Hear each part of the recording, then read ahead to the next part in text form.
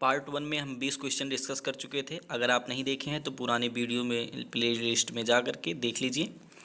Question लिखा हुआ है कि भारत के राष्ट्रपति को उनके कार्यकाल की समाप्ति से पूर्व महाभियोग करने की अनुशंसा अनिवार्य है। मतलब कि राष्ट्रपति को उनके कार्यकाल की समाप्ति से पूर्व महाभियोग करने के लिए किसी अनुशंसा अनिवार्य है। मतलब किसकी अनुशंसा पर जो है राष्ट्रपति पर महाभियोग लगाया जाता है। देखिए, ये संसद के दोनों सदनों की अनुशंसा पर लगाया जाता है। यानी कि राष्ट्रपति पर जो महाभियोग लगता है वो संसद के दोनों सदनों की अनुशंसा पर लगता है। अनुच्छेद 61 के अंतर्गत बताया गया है कि राष्ट्रपति पर महाभियोग किस प्रक्रिया से लगेगा। तो जो प्रक्रिया है वो अनुच्छेद 61 में बताई गई है कि राष्ट्रपति पर महाभियोग के प्रभावी होने के लिए संसद के दोनों सदनों की सहमति की आवश्यकता होती है। इस प्रकार प्रस्ताव को एक सदन के 2/3 बहुमत प्राप्त सदस्यों द्वारा पारित किया जाता है और यह तभी पारित किया जाता है जब प्रारंभिक सदन को राष्ट्रपति द्वारा संविधान के उल्लंघन करने की जानकारी प्राप्त होती है। मतलब कि जो राष्ट्रपति पर महाभियोग लगता है वो किस बहुमत से लगता है, तो 2/3 बहुमत से लगता है। अगला क्वेश्चन है कि भारत के संविधान में कितने प्रकार के न्यायिक आदेश हैं। तो देखिए, भारत के संविधान में जो है वो 5 प्रकार के न्याय की वर्णन किया गया है। ठीक, तो 5 प्रकार के न्याय का वर्णन किया गया है। ये जब हम पॉलिटी विस्तार से पढ़ेंगे तो उसमें हम आपको बताएंगे कि 5 प्रकार का न्याय कौन कौन सा है। तो जैसे अगर हम देखें तो देख लीजिए कि 5 प्रकार का जो न्याय होता है, रिट होती है, जारी की जाती है। बंदी प्रत्यक्षीकरण, परमादेश, उत्प्रेषण, निषेध और अधिकार परीक्षा। ये बंदी गृह है कि जो है बंदी प्रत्यक्षीकरण, परमादेश, उत्प्रेषण, निषेध और अधिकार परीक्षा। फिर अगला है कि भारत के संविधान का भाग 4 निम्नलिखित में से किससे संबंधित है। तो हम बता दें आपको कि भाग 1 हमारा जो है भाग 1, भाग 2, भाग 3, भाग 4, भाग 5, इसी तरह जो है तो जो हमारे टोटल भाग हैं 22 भाग हैं और कहीं कहीं जो है 25 मिलता है। तो अब 25 पे टिक करेंगे हम। अगर 25 रहेगा तो 25 पे, नहीं तो 22 पे। तो जो भाग 3 है वो हमारा मूल अधिकार है, भाग 2 जो है वो नागरिकता है और भाग 1 जो है वो हमारा संघ है और भाग 4 जो है वो हमारा राज्य के नीति निर्देशक तत्व हैं। जैसे आइए देखते हैं कि भाग 1 जो है यूनियन एंड इट्स टेरिटरी, मतलब संघ राज्य क्षेत्र। दूसरा भाग 2 सिटीजनशिप यानी नागरिकता। भाग 3 मूल अधिकार। भाग 4 नीति निर्देशक तत्व। उसके बाद भाग 4(1) वो हमारे हैं मौलिक कर्तव्य। फिर भाग 5 संघ, भाग 6 राज्य और भाग 7 हमारा संघ राज्य संबंध। भाग 8 द यूनियन टेरिटरी। फिर भाग 9 पंचायत। भाग 9(a) मतलब कि म्यूनसिपालिटीज, कार्यपालिका जिसको बोलते हैं। ठीक, तो ये उसी तरह जो है सारा है। इसको जब हम विस्तार में पढ़ेंगे तो वहाँ पे बताएंगे। फिर देखिए, भारत के संविधान में कितने मौलिक कर्तव्य उल्लिखित हैं। तो भारत के संविधान में 11 मौलिक कर्तव्य हैं। फिर अगला क्वेश्चन कि अधिकार परीक्षा शब्द का शाब्दिक अर्थ क्या है। अधिकार परीक्षक मतलब ये होता है कि जैसे अगर कोई भी गिरफ्तार करने आता है तो वो किस अधिकार से गिरफ्तार कर रहा है, वारंट जिसको बोलते हैं, तो उसे कहते हैं हम अधिकार परीक्षा। फिर भारत के संविधान में राष्ट्रपति के चुनाव की प्रणाली किस देश से ली गई है। तो जो राष्ट्रपति का चुनाव है वो आयरलैंड से लिया गया है। वहीं अगला क्वेश्चन देखें तो निम्नलिखित में से संप्रभुता अद्वैत सिद्धांत दिए, मतलब किसने जो है संप्रभुता का सिद्धांत दिया। तो ऑस्टिन जो है, ऑस्टिन ने संप्रभुता का सिद्धांत दिया है। फिर अगला क्वेश्चन है कि निम्नलिखित में से कौन से भारत राज्य का कार्यपाल अध्यक्ष है।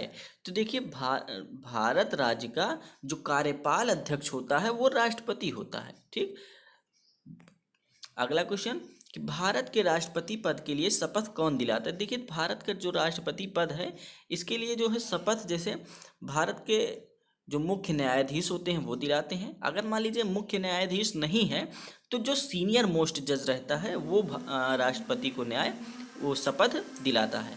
फिर वहीं अगला क्वेश्चन देखें कि निम्नलिखित में से कौन से भारतीय संसद के संगठन हैं। तो भारतीय संसद में 3 होता है, लोकसभा, राज्यसभा और राष्ट्रपति। ये तीनों जो है हमारे किसके सदस्य हैं, भारतीय संसद के सदस्य हैं। तो हमारा 1 2 3 यानी कि डी ऑप्शन सही हो जाएगा। वहीं आगे चलें तो निम्नलिखित में से किसके पास सुरक्षा बलों का सर्वोच्च कमान प्राप्त है। तो देखिए जो भारत का राष्ट्रपति होता है वो तीनों सेनाओं का कमांडर होता है। तो जो हमारा तीनों सेनाएं हैं वो किसके अंडर में काम करती हैं, भारत के राष्ट्रपति के अंडर में काम करती हैं। फिर वहीं देखें तो जो हमारा दल बदल कानून है, दल बदल का मतलब देखिए दस में द है और 10 से दल बदल कानून है। तो जो हमारा दल बदल कानून है वो किस अनुसूची के अंतर्गत है, वो हमारी 10वीं अनुसूची के अंतर्गत है। फिर वहीं उत्प्रेषण या उत्प्रेषण, देखिए उत्प्रेषणादेश या उत्प्रेषण से क्या अभिप्राय है। तो देखिए उत्प्रेषणादेश का मतलब होता है प्रमाणित करना और उत्प्रेषण का मतलब होता है जानकारी देना। आगे देखें भारत में राज्य के राज्यपाल की नियुक्ति कौन करता है। तो देखिए राज्य का जो राज्यपाल की नियुक्ति होती है वो राष्ट्रपति करता है, राष्ट्रपति मनोनीत करता है। तो उसे अभी जल्द में ही राष्ट्रपति ने मनोनीत किया किसको, रंजन गोगोई को। रंजन गोगोई जो कि पहले सीजेआई थे, हमारे मुख्य न्यायाधीश थे, जिनको जो है राज्यपाल के लिए नियुक्त किया गया। और किसने नियुक्त किया, भारत के राष्ट्रपति ने नियुक्त किया।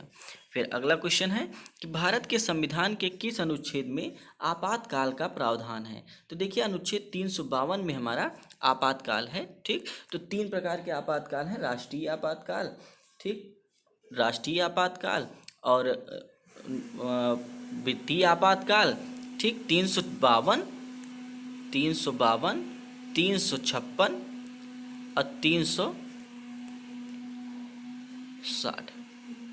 ठीक, तो 3 प्रकार के हमारे आपातकाल हैं। फिर आगे निम्नलिखित में से कौन सा हमारे देश में दोनों में से किसी भी सदन का सदस्य नहीं होता है।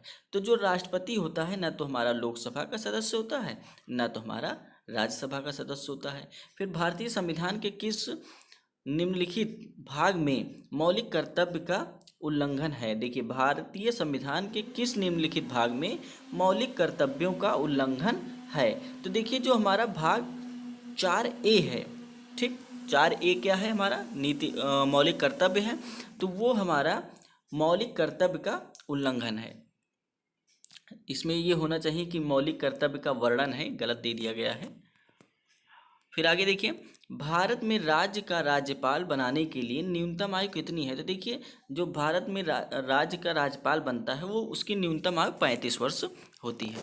फिर वहीं अगला क्वेश्चन है कि निम्नलिखित अनुच्छेद के अंतर्गत भारत के राष्ट्रपति द्वारा वित्तीय आपातकाल लागू किया जा सकता है। तो जो वित्तीय आपातकाल है वो अनुच्छेद 360 के अंतर्गत लगाया जाता है। अभी हमने बताया कि हमारा जो आपातकाल है वो 352, 356 और 360 3 आपातकाल हमारे हैं। फिर वहीं अगला क्वेश्चन देखें तो किस अनुच्छेद के अंतर्गत भारत के राष्ट्रपति द्वारा संवैधानिक आपातकाल लागू किया जाता है। तो संवैधानिक आपातकाल जो है वो 356 है, यानी कि जब कोई किसी राज्य का राज्यपाल ये लिख के दे दे कि हमारे यहाँ की शासन व्यवस्था सही नहीं चल रही है तो राष्ट्रपति वहाँ पे आपातकाल लागू कर देता है। किसके अंतर्गत, 356 के अंतर्गत।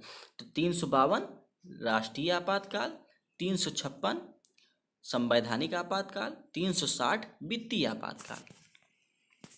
वहीं आगे देखें ऊपरी सदन या राज्यसभा के कितने सदस्यों की नियुक्ति राष्ट्रपति द्वारा की जाती है। तो देखिए राज्यसभा में 12 सदस्यों को राष्ट्रपति मनोनीत करता है और इसका आधार क्या है, तो क्लास लिख लीजिए, क्लास लिख लीजिए, इसमें सी साइलेंट है, यल का मतलब लिटरेचर, साहित्य, कला और समाज मतलब कि सोशल मतलब सामाजिक और विज्ञान।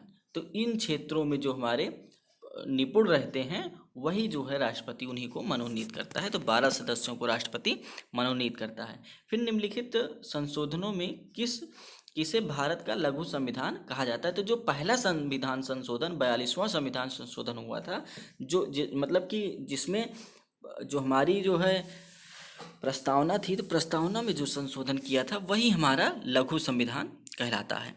फिर अगला क्वेश्चन कि निम्नलिखित में से किसे स्वाभाविक रूप से न्यायपूर्ण है। निम्नलिखित में से कौन सा स्वाभाविक रूप से न्यायपूर्ण है।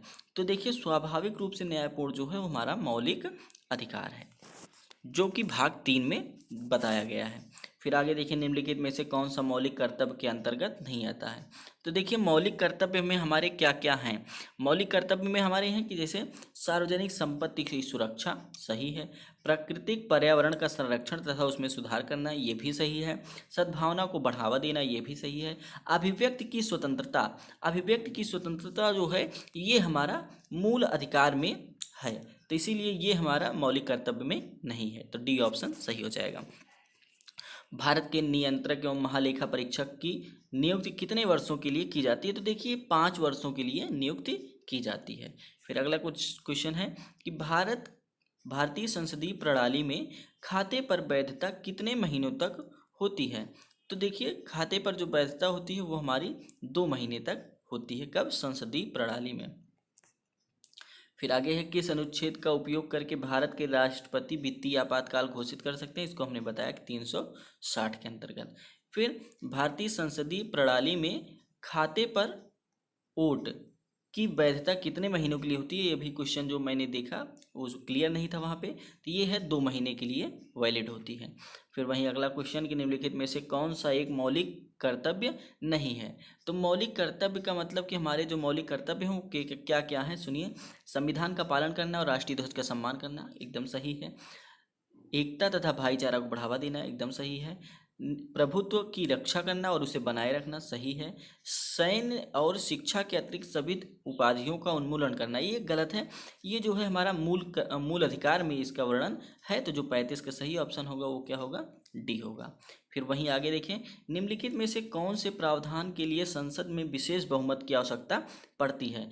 देखिए, मौलिक अधिकारों में परिवर्तन, हाँ सही है। तो मौलिक अधिकारों में परिवर्तन के लिए संसद में विशेष बहुमत की आवश्यकता पड़ती है। फिर भारतीय संविधान के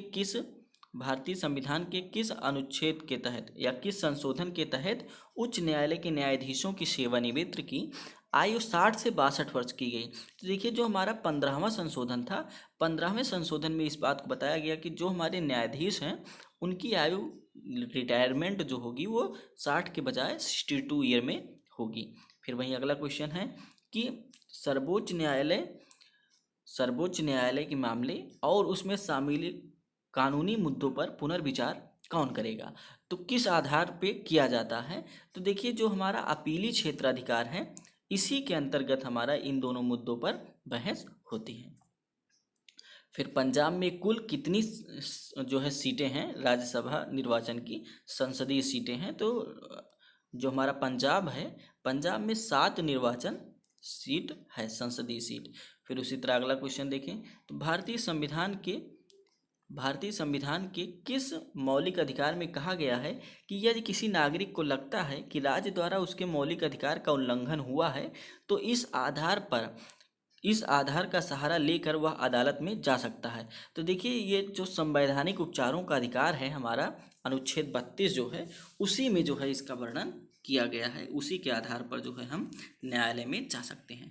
फिर भारतीय संविधान सभा वर्ष कितने में गठित हुई थी। जो संविधान सभा का गठन हुआ था वो हमारा 1946 में हुआ था।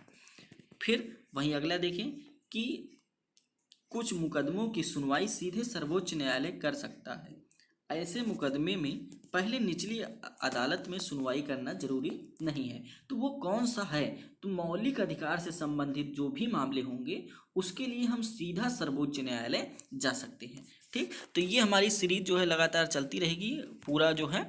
ठीक, तो अगर आपको वीडियो हमारा अच्छा लगा हो तो लाइक कर लीजिए, सब्सक्राइब कर लीजिए चैनल को। ठीक, धन्यवाद। ये वीडियो लगातार ऐसे ही चलती रहेगी।